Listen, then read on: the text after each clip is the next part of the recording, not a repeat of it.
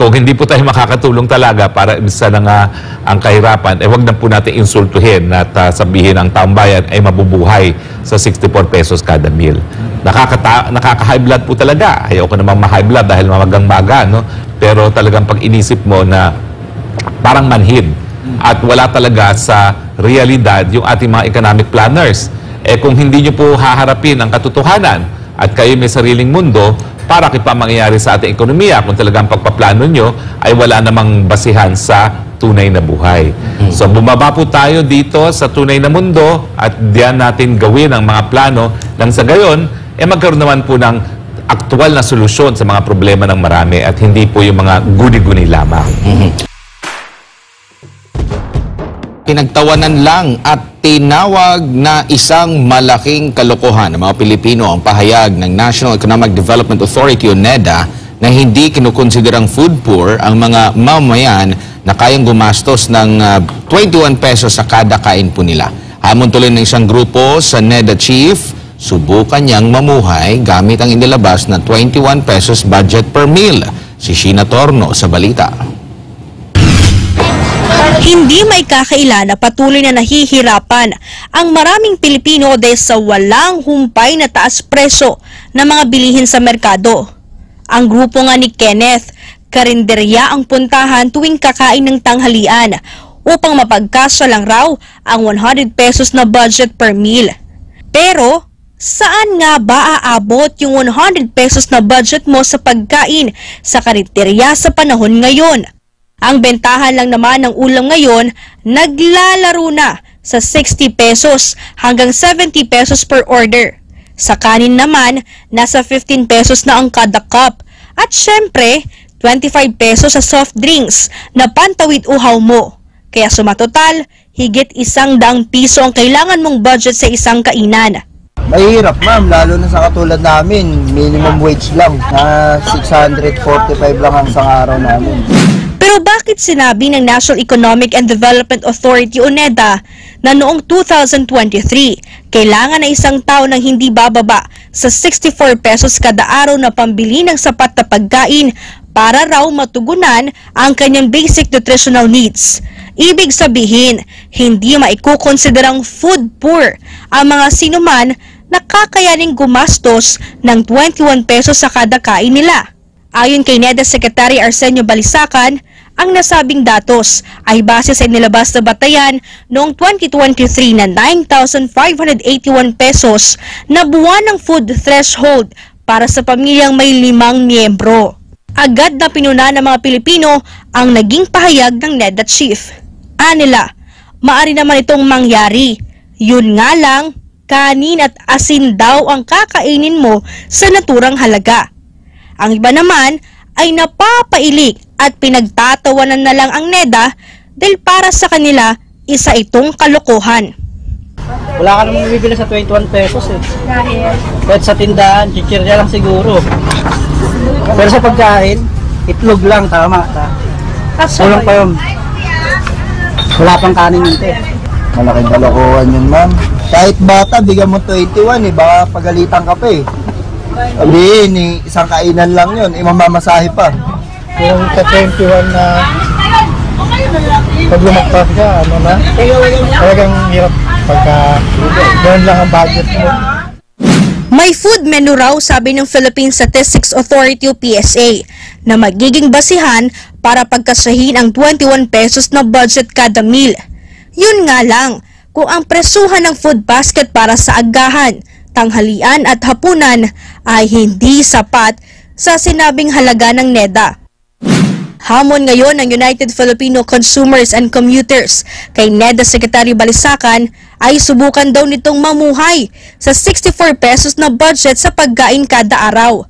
Anya, dapat maranasan ng mga economic manager ang ganito kaliit na budget sa pagkain para magkaroon ng ideya kung paano ito pinagkakasya. Ganyan na lang po sana ang maging almusal, tanghalian at hapunan araw-araw ng mga taga-NEDA at yung mga economic managers natin. Subukan po nila.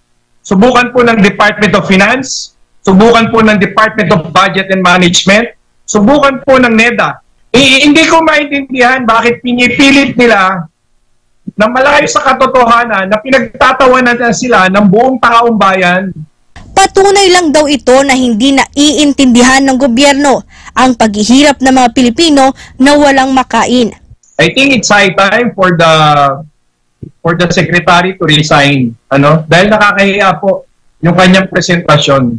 Huwag na nilang hintayin na hilahin pa sila ng taong bayan sa kanilang mga posisyon, palabas ng kanilang mga opisina. Insulto sa ating insulto sa katalinuhan nating mga Pilipino ang sinasabi ng NEDA. Malaking insulto yan.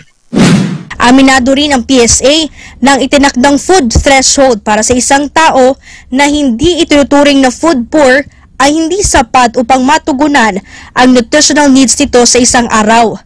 Pero, paglilinaw ng PSA, ang food threshold ay pinagbasehan sa mga nabibiling murang pagkain na niluluto o inihahanda sa bahay.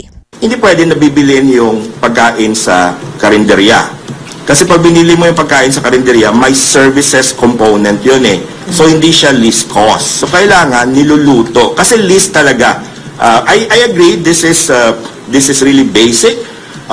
Yung 64 pesos per day, most probably, a lot of people will not be happy about it. But that's how the bundle is arrived at. Maaari naman daw magbago ang naturang datos dahil ngayon ay pinag-aaralan na nitong reviewin sa 2025 para masalamin ang totoong sitwasyon na kinakaharap ng mga Pilipino.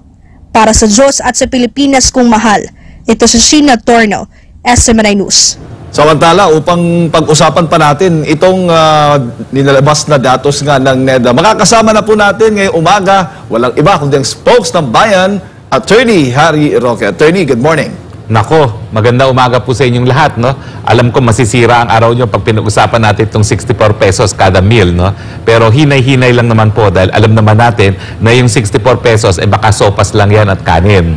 So, yun nga po, no? Ang hamon ng marami, dapat subukan ng NEDA na kumain ng 64 pesos sa meal. Kami po kasi sa opisina, sa Jolly Jeep kami nag-order ng tanghalian.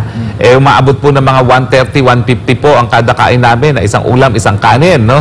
At hindi po totoo yan na pwede magkasya ng 64. Ang sinasabi nila yung pagluluto sa bahay, napakamahal din po ng mga ingredients pag ikaw ay namimili, no? Ako nga po ay nasa-shock, no? Talaga naman pong kada punta ng grocery, nagbibigay ng 4,000, ilang pesos punta yun. Siguro mga 5 o 6 na beses kada araw, 4 naman kami sa pamilya lamang, no?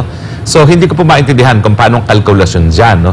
Siguro yung 64 pesos, kapag ikaw ay mangingisda, huhuli ka ng isda, kakainin mo, lalagyan mo ng bagoong, ayun, 64 pesos. Hindi naman po tayo lahat nangingisda, no? O di naman kaya yung 64 pesos, mga magsasaka na umaani ng talbos ng kamote at yun lang ang kakainin nila, ayun po ang 64 pesos. Pero hindi po realistic yung ginagawa ninyo at nagagalit lang ang taong bayan na parang siniisip ninyo na, wow, masyadong marangya, mabuhay ang tao kapag mahigit pa sa 64 pesos kada kain ang kanilang gagastusin. Hindi po ganon, no? Talagang ang Pilipino, pinag-uubra lang, pinagkakasya, dahil nga po ang number 1 problema naman natin sa bayan at hindi naman ito makakaila ng ating mga namumuno, yung walang tigil na pagtaas ng presyo ng mga bilihin. At dadagdagan mo pa ng problema na kulang ang trabaho at mababa ang mga sweldo. So talagang please lang po, kung hindi tayo makakatulong sa pagpapababa ng presyo ng bilihin, wag na po tayo nang insultuhin ang pagkakatalino ng taong bayan at sabihin na ang food threshold ay 64 pesos per meal. Yung 9,000 kada buwan po na sinasabi ninyo, well, ang realidad po, siguro ganyan talaga ang sweldo ng marami. Pero pinagkakasya lang po nila yan. Hindi po ibig sabihin na tama na yan para sila mabuhay. I'm sure marami po talaga na kung 9,000 naman ang sweldo, nangungutang pa. O baka mamaya nanlilimos na. So, kung hindi po tayo makakatulong talaga para ibsa na nga ang kahirapan, wag na po natin insultuhin at sabihin ang taong bayan ay mabubuhay sa 64 pesos kada meal. Nakaka-high blood po talaga. Ayoko namang ma-high blood dahil mamagang-maga, no? Pero talagang pag inisip mo na parang manhid at wala talaga sa realidad yung ating mga economic planners. Kung hindi nyo po haharapin ang katotohanan at kayo may sariling mundo, para kung pa mangyayari sa ating ekonomiya kung talagang pagpaplano nyo ay wala namang basihan sa tunay na buhay. So bumaba po tayo dito sa tunay na mundo at diyan natin gawin ang mga plano nang sa gayon, magkaroon naman po ng aktual na solusyon sa mga problema ng marami at hindi po yung mga guni-guni lamang.